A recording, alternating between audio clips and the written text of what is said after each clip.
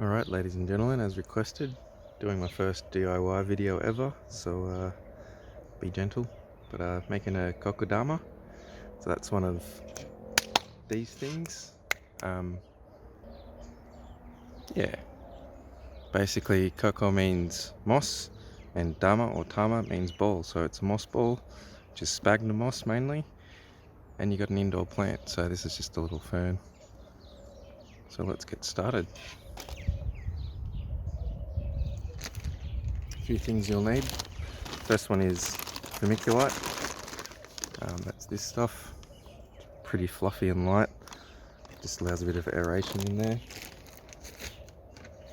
Some sort of peat moss or Coco Coir, I think it's called. Basically something that holds a bit of water. That light brown fluffy stuff. Some sort of potting mix. I've just got your basic Vermiculite potting mix. And of course you'll need some Sphagnum Moss. So this is what it's like when you buy it. You can get bigger packets from Bunnings. All this stuff you can get from Bunnings. This is it dry. It's all pretty light and airy. So we'll need to wet that a bit before we use it, but that's the main ingredients. And obviously you need some sort of a plant. So today we're going to be using this fern. Another Bunnings job. I think it was 10 bucks. So let's get started. So the first thing you need to do is remove your plant from the pot. Need to inspect what sort of root setup it's got. You can do this with succulents, basically any sort of indoor plant really. Yeah, so I'm just breaking away the soil very gently, just trying to get a good idea of what sort of ball setup we've got, the root ball setup we've got here. So pretty small, nothing too compacted or anything, which kind of leaves us open for a good lot of options of what sort of shape we want to do. The first thing you'll need to do, and I forgot to mention other stuff that you need actually, is some sort of twine. I've got sisal twine, raffia, some other sort of twine there. So these, I think this is the type that I'll probably use today. And you also need some cotton. I suggest using a light cotton because it's similar colour to the moss, so white, cream, beige or anything like that. That'll do the trick. Once you've removed all the dirt that you don't want, get your cotton, and the first thing you need to do is start sort of wrapping up all the roots to restrict them, because essentially you do want to restrict the growth of this, otherwise it's going to outgrow the ball that you have for it. And this will help you give you a bit of a shape essentially at the end. So try and tie up all the roots if you can.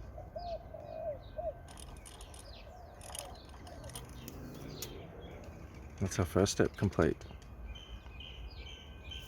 So the next one is we need to mix our vermiculite, coir and soil, get it a bit wet, and then we're going to start applying that to the fern. So I'll mix them up and I'll get back to you shortly. Alright, so here's my mixture. Basically it's the potting mix, vermiculite, peat moss, sphagnum moss and a bit of water. So you can see the consistency here, it's a bit wet. I've added some water just to get everything to combine and sort of shape a bit easier, because essentially what you want to do is pad the root ball with this and then make a shape and ball essentially with everything that you want. So let's get started. Again, you'll need your cotton for this. So multiple ways you can do this if you really want. You can pad on a section like that and then start tying it on. Don't really need to worry about tying down, starting a knot for this. Just hold on to it, wrap it around a few times and you're good to go. The sphagnum moss sort of helps everything hold together, so it's essential that you have sphagnum moss for this. And then what I've done as well is I've actually put a nail in a piece of wood next to me here, and I've got the spindle of cotton on that, so it's just unraveling as I pull on it. Some people like to hold the cotton with a couple of their fingers in the hand that's holding the plant as they wrap it around. Maybe after time you might get skilled enough to do that, but I'm still pretty fresh at this, so I'm cheating a bit.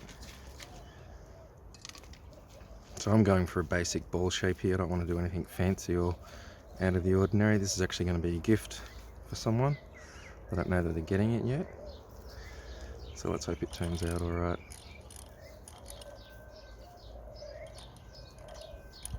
So you got to make sure that you cover the bottom and you're tying down around the base of the plant so that holds everything together. You can already see that starting to take shape pretty well.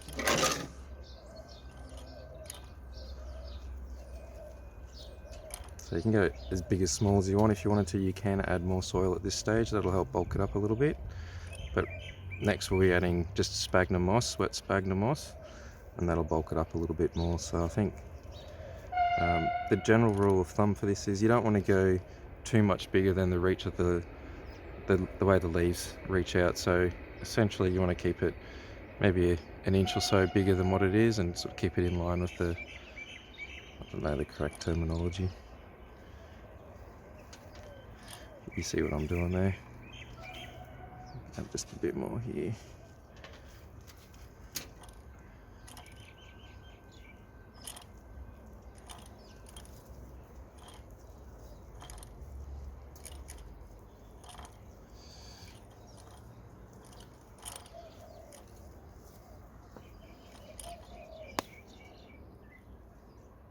Again, I've just snapped the cotton there, and there's a straight root. I'll have to tie that down, I think.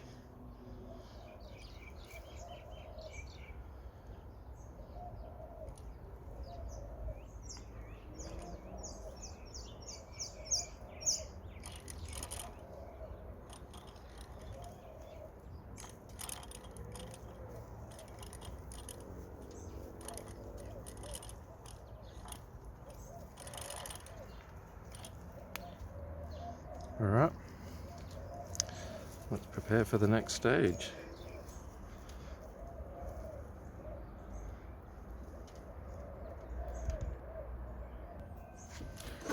So here you can see I've just put some sphagnum moss in a clean pot here. It's essential that you clean your work area and any sort of pots or any saucepans or anything that you're using to do your last layer in, because this needs to be clean of soil and any other sort of stuff you've already used.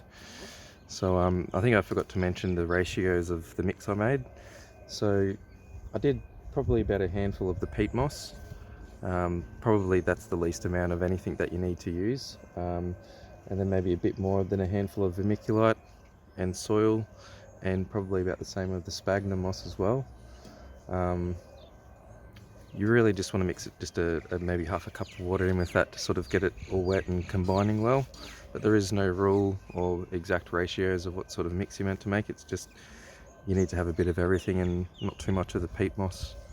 So here you can see that's the wet sphagnum moss, and there's the dry. So you can see it's just a little bit lighter when it's dry. And the good thing is if you don't use everything that you've wet now, you can just let it dry out and reuse it. So there's no waste essentially. So again, you need your string, your cotton to hold the sphagnum moss on, but it's the same sort of step as what you did before, where you just want to place on a layer, wrap it up with some string, and continue around the ball until you get a nice cover and thickness that you want. You do need to make sure that you tie the top of it around the base of the plant quite well, because you don't want that to come off and start fraying over time.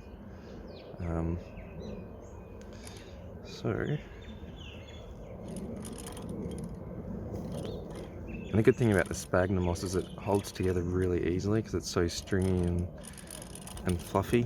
So it doesn't take much to wrap it down, but you kind of want to make sure there's no long bits hanging out. You want to make sure that the string's holding it, not just the water, because then it might get a bit shaggy looking once it dries out.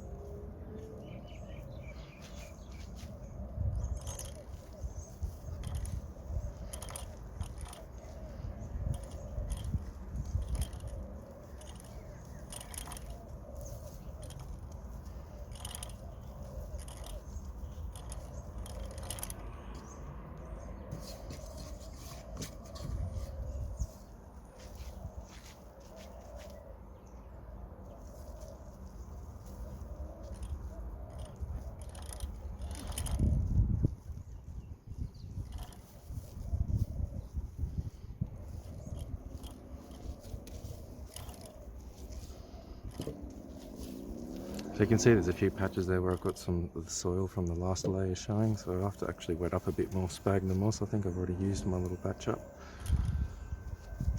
And I'll just keep trying to tie down the bottom here, just to make sure it keeps a nice round shape.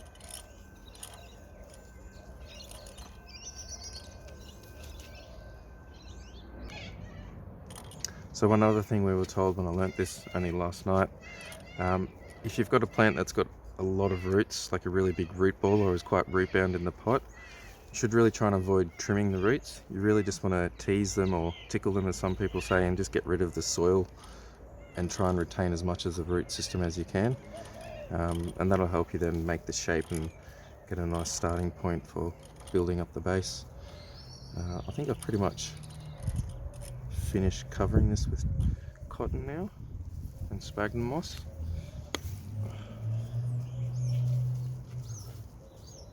Let's get that one last double check.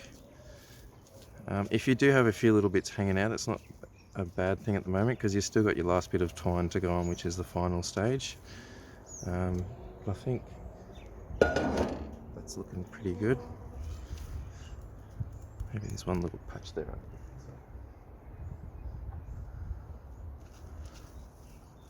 So it is essential that you do cover up all the soil, because as that dries out, it will start to fall out. If there's any holes between the sphagnum moss and that layer, it will start falling out. And if you've got it hanging, like I planned this one to be hung, you really don't want to have just a bit of soil dropping out as it moves around in the gentle breezes or anything like that.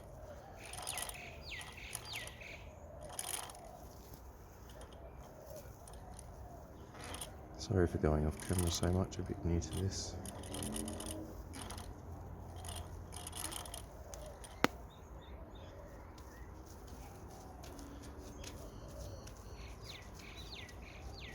Probably a bit too much water I put with the sphagnum moss, but hey, it's alright. So this is the twine I think I'm going to use. It's probably the darkest, which I think will stand out a bit more against the sphagnum moss. So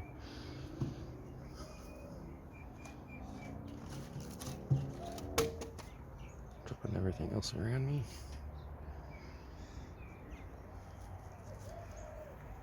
So again, I like to just start with under my thumb. Leave a little bit hanging out, because if you need to put on more string, if you've only got short lengths, you can tie it on there. Otherwise you can use that as an anchor point if you want to hang it. Otherwise you can just tuck it under once you've finished wrapping the whole thing. So some people like to put patterns on to here and do a particular shape. Some people like to just do random. I don't know what I'm going to do yet. Let's just see what happens.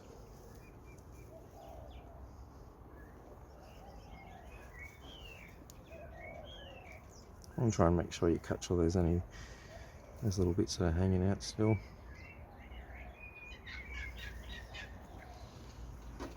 And try and get close to the top as well, make sure that's nice and anchored up there.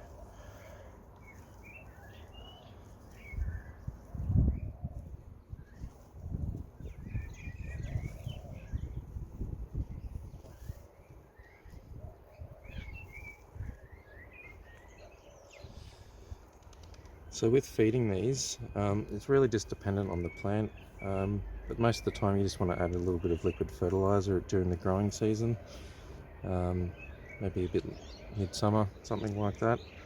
But all indoor plants vary, and you can pretty much do it with anything that's an indoor plant. If you want to have it outside, obviously you just need to keep the water up to it, and for watering you just need to sit in a bowl of water or something like that and let it soak up a bit of water, and yeah, just leave it sit there for 20 minutes or something like that. Obviously if you're going to hang it, have an empty bowl underneath to get any drips. But yeah, that's it. I'm pretty much getting close to finish now. I don't want to go overboard with the string, but yeah.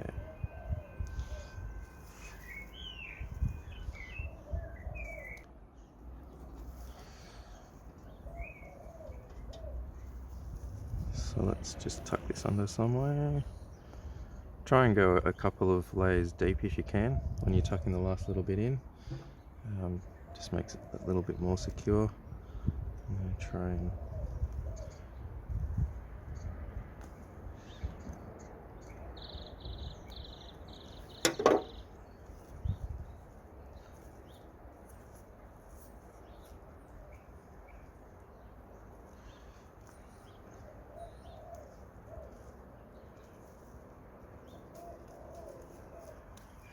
think we're done. So you can sort of see the string poking out a little bit, maybe. So that's the colour I chose. I don't know what you'd call that, cream maybe. Probably go a bit more of a brown colour maybe. But there you have it. So the next thing is, obviously, if you want to hang it, you need to attach some string to it or some way of hanging it.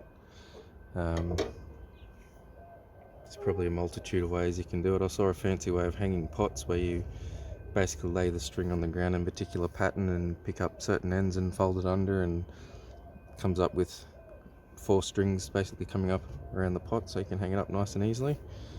You might need to YouTube that one because I don't think I'll be showing you that one. But what I might do for this one is just anchor a point either side and have it so it hangs up upright. The one that I made, I actually tied the string a bit close to the base of it so it sort of hangs on a bit of an angle, so like that. Otherwise you can have them hanging upright, whatever.